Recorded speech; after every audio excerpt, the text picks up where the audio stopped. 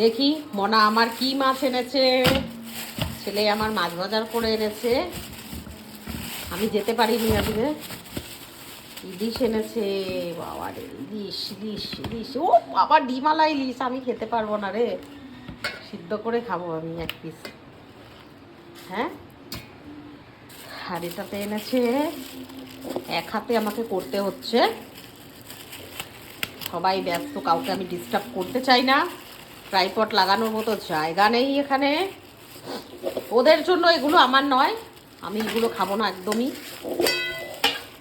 ওরাই খাবে।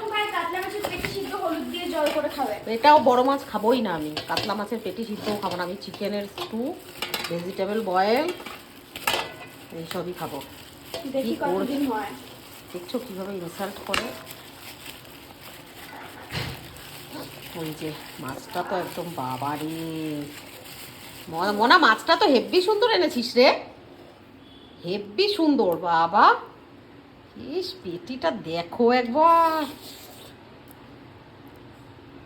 একদম লোকাল না রে মাছটা, মনা কাতলাটা। ও বলছে জানি না, ভিডিও কল করেছে দিদুনকে, দিদুন এই মাছটা ভালো হবে।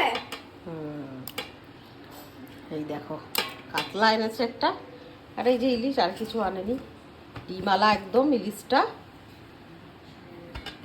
আমি এক পিস খাবো, দেখি সিদ্ধ করেও খেতে পারি, ভাজা।